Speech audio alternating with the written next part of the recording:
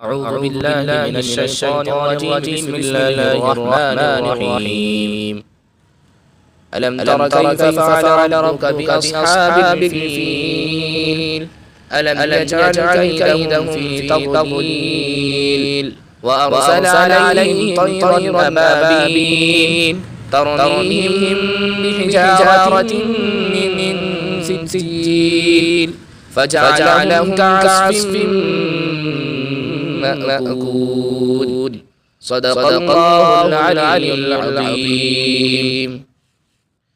کیا تم نے نہیں دیکھا کہ تمہارے پروردگار نے ہاتھی والوں کے ساتھ کیسا معاملہ کیا؟ کیا اس نے ان لوگوں کی ساری چالیں بیکار نہیں کر دی تھی اور ان پر غول کے غول پرندے چھوڑ دیے تھے جو ان پر پکی مٹی کے پتھر پھینک رہے تھے؟ چنانچہ انہیں ایسا کر ڈالا جیسے کھایا ہوا بھوسا۔ میرے عزیز دوستو، بھائیوں، یہ صورت جو بندہ ناچیز نے تلاوت کی ہے، اس صورت کا نام سورہ فیل ہے، جو کہ مکی صورت ہے، اور یہ صورت پارہ نمبر 30 کی ہے، جس میں 5 آیات 1 رکوع ہیں۔ اس صورت کے اندر ایک عظیم تاریخی واقعہ اللہ رب العزت نے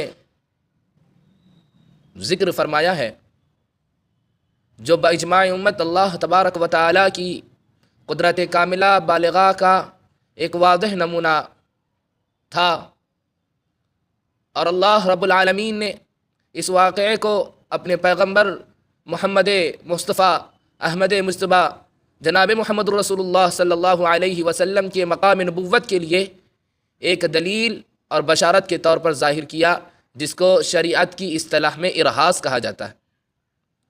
اور یہ واقعہ جس سال حضور اکرم صلی اللہ علیہ وسلم کی ولادت بسعادت ہوئی تھی، اس سے 50 یا 55 روز پہلے یہ واقعہ پیش آیا کہ ابرہہ اشرم نے بیت اللہ پر ہاتھیوں کے لشکر سے حملہ کرنے کا ارادہ کیا، مگر اللہ تعالیٰ نے اپنی قدرت کاملہ بالغہ سے پرندوں جیسی ضعیف مخلوق کے پنجوں اور چونچوں کی کنکریوں سے اس عظیم لشکر جرار کو ہلاک کر دیا، پارا پارا کر دیا۔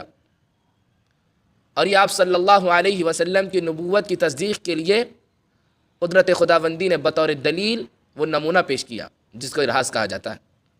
اور ظاہر ہے اور حقیقت بھی یہی ہے کہ چونکہ کعبۃ اللہ بیت اللہ یہ مرکز ہدایت ہے، تو اس پر کسی طاغوتی اور ظالم جابر کو حملہ کرنے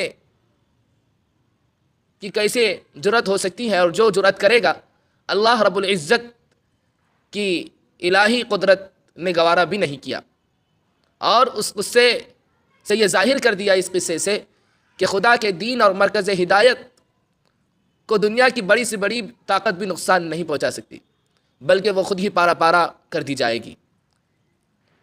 ابرہہ اشرم یہ ملک یمن کا بادشاہ بن گیا تھا، جس کو البدایہ والنہایہ میں بڑے تفصیل سے صاحب البدایہ والنہایہ نے ذکر کیا ہے کہ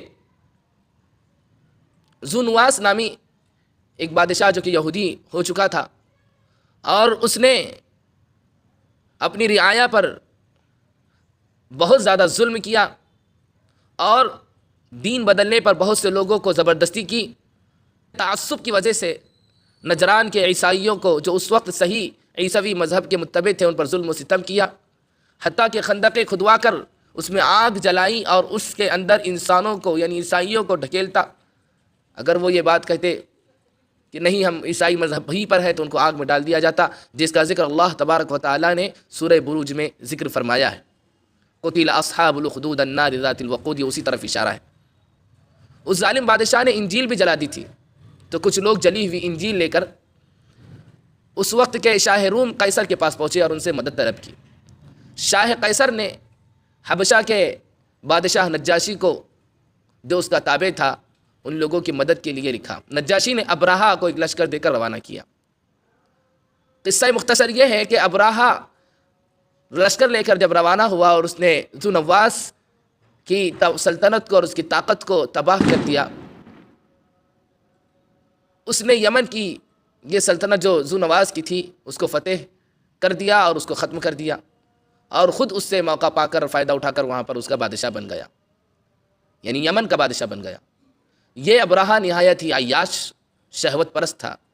جب اس نے یہ دیکھا کہ عرب کے لوگ کعبے کی طرف رجوع کرتے ہیں اور وہاں تمام اطراف و اکناف کے لوگ زیارت و عبادت کے لیے آتے ہیں، اور اس نے یہ بیت اللہ کی عظمت، اس کی برتری، اس کا احترام ختم کرنے کے لیے شہر صنعاء میں ایک کنیسہ بنایا، گرجا گھر تعمیر کرایا، جس میں ہر طرح کی تعمیری آرائش زیبائش رکھی تاکہ لوگ اس کو دیکھ کر فریفتہ ہو جائیں، گرویدہ ہو جائے اور بیت اللہ کو چھوڑ دیں.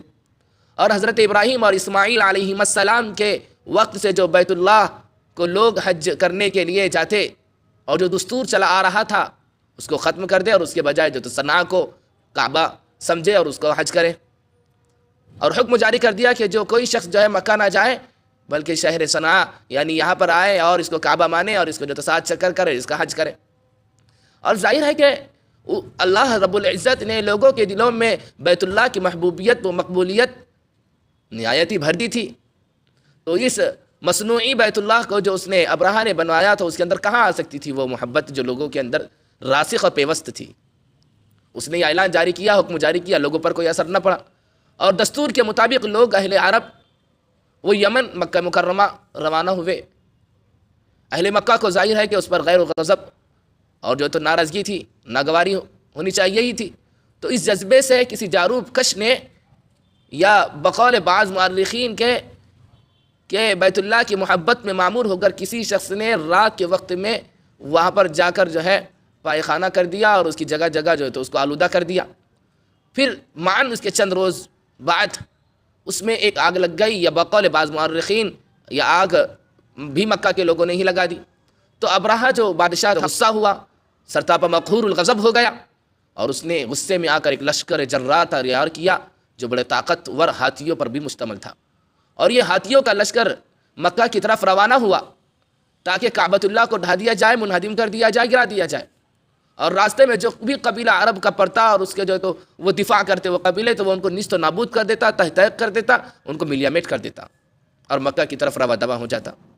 یہاں تک کہ جب یہ لشکر مکہ مکرمہ کے قریب پہنچا، بعض روایات کے مطابق وہ 10 یا 9 یا 10 میل کے فاصلے پر تھا، تو اطراف مکہ میں جو مویشی یعنی جانور چل رہے تھے، اس نے ان جانوروں کو جو تو غصب کر لیا، پکڑ لیا. اسی میں عبد المطلب کے 200 اونٹ بھی تھے، اور عبد المطلب ظاہر ہے کہ حضور اکرم صلی اللہ علیہ وسلم کے دادا تھے، جد امجد تھے. اس وقت عبد المطلب ہی قریش کے سردار تھے اور کعبے کے متولی بھی تھے. جب ان کو اس بات کا علم ہوا تو انہوں نے قریش کے لوگوں کو جمع کر کے کہا کہ گھبرانے کی ضرورت نہیں ہے، یہ کعبہ اللہ کا گھر ہے، اللہ کا گھر ہے، اور اللہ خود اس کی حفاظت کرے گا. تم لوگ مکہ خالی کر کر میدانوں کی طرف چلے جاؤ. اور عبد المطلب چند رؤسائے قریش کو لے کر ابراہ سے ملاقات کرنے کے لیے گئے اور اطلاع کرائی. ابراہ نے بڑی ہی عزت کے ساتھ ان کا استقبال کیا. عبد المطلب جو اللہ کے نبی صلی اللہ علیہ وسلم کے جد تھے، جد امجد تھے، دادا تھے. اللہ تعالیٰ نے بڑا حسن و جمال ان کو دیا تھا، وقار و عظمت اور ہیبت ان پر برستی تھی.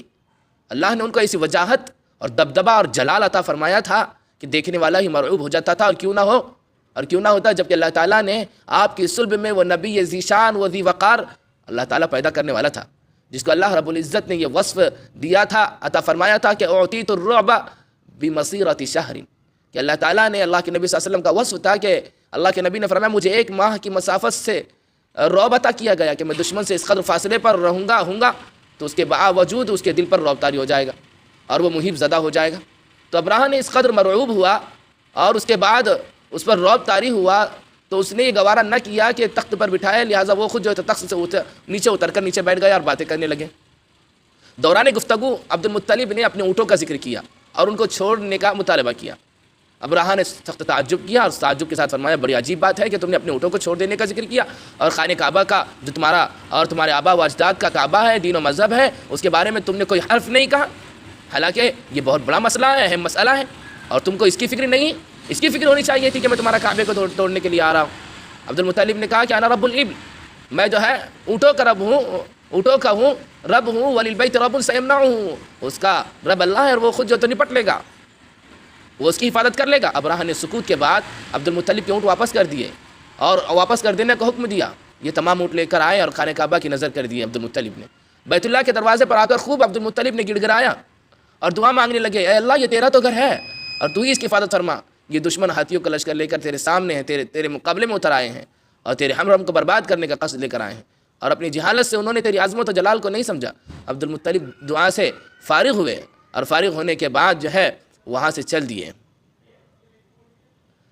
اور ادھر ابرہہ کا لشکر اپنے لشکر کو لے کر آگے بڑھنے لگا اور ارادہ کر ہی رہا تھا کہ یکرک جو ہے آنن فانن پرندوں کے غول جو ہے وہ آنے آئے، اور انہوں نے ہر ایک پرندے کی چونچ میں اور پنجوں میں 3 کنکریاں تھیں جو دفعتاً لشکر پر برسنی شروع ہو گئی، اور قدرت کی طرف سے وہ پھینکتی جانے لگی۔ یہ کنکریاں گولیوں سے بھی شدید کام کر رہی تھیں۔ انشاءاللہ اس کے آگے آئندہ تفسیر میں بتایا جائے گا۔